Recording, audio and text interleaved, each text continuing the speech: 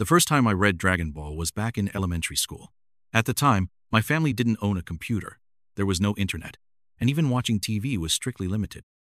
The only entertainment at school was the library at the back of the classroom, which was really just a bookshelf.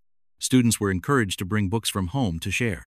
And let's be honest, what kind of literature could grade schoolers possibly contribute? Mostly manga. I still remember Doraemon and Dragon Ball being the hottest items. Since most students only had fragments of the series, we read them out of order and didn't care. Manga was mangawe, devoured whatever we could get. Back then, my favorite character in Dragon Ball was, of course, Goku. He was the strongest, the coolest, and when he transformed into a Super Saiyan with all those muscles, there was simply no competition. Last year, I bought a color e-reader and figured I should put it to good use by reading full-color manga. Turns out, most manga are still in black and white, but the few classics that got remastered in color like Doraemon and Dragon Ball stood out immediately. And so, 25 years later, I returned to Dragon Ball. And to my surprise, the character that moved me the most this time wasn't Goku. It was Mr. Satan. The first thing that struck me during this reread was how deeply Dragon Ball drew inspiration from Chinese culture, especially Journey to the West. Goku is obviously based on the Monkey King.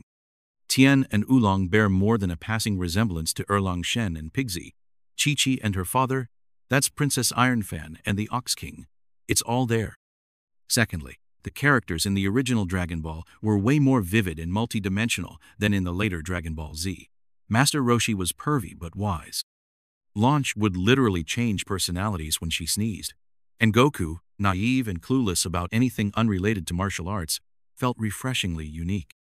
In contrast, Dragon Ball Z suffered from power level inflation and increasingly flat character development. Fortunately, this issue saw a turnaround during the Majin Buu arcs, especially through the character of Vegeta, who slowly began to reveal his human side, and most notably, through Mr. Satan, who completely stole the show. Mr. Satan was first introduced during the Cell Games arc. As Earth's strongest normal human, he fearlessly stepped up to fight Cell on live TV, smashing tiles with his bare hands, flexing for the cameras, and then getting swatted away effortlessly. Still, he pretended it was all part of the plan and promised to come back stronger. He was the perfect caricature of a fraudulent martial arts master like those clickbait chi power gurus online. At first glance, he was just comic relief, but then came the twist. During Gohan's final battle against Cell, Mr. Satan, terrified out of his mind, followed the plea of Android 16 and risked his life to toss 16's severed head to Gohan. This sparked Gohan's transformation and turned the tide of the fight.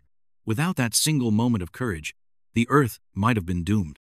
And yet, afterward, Mr. Satan claimed full credit for Cell's defeat. He became a global icon, a world hero, the richest and most admired man on Earth.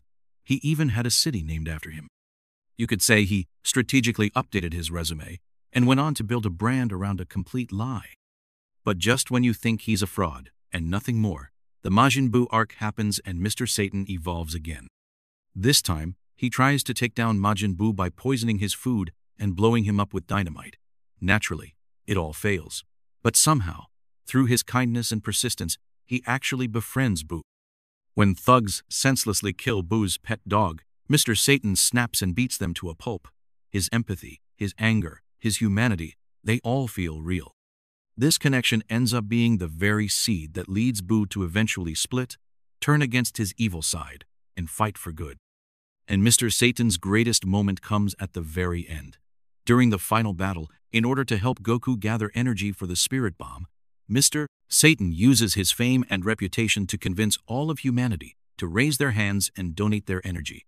Without him, that wouldn't have happened. Without him, the universe might have fallen. A liar, a fraud, a clown, yet he saved the world using the fame he gained through lies. That's not just irony, that's literature. When we were kids, we all wanted to be Goku. He didn't care about fame or money, he just trained hard to become stronger. But as adults, we come to understand people like Mr. Satan. He's vain, boastful, and full of hot air, but when it mattered most, he stood up, he acted, and he made a difference. In the world of Dragon Ball, Mr. Satan is clearly the clown. He talks big, acts ridiculous, and is constantly exposed for being weaker than everyone else. And yet, He's also one of the kindest, most relatable, and most human characters in the whole series. That's why, 25 years later, he's become my favorite.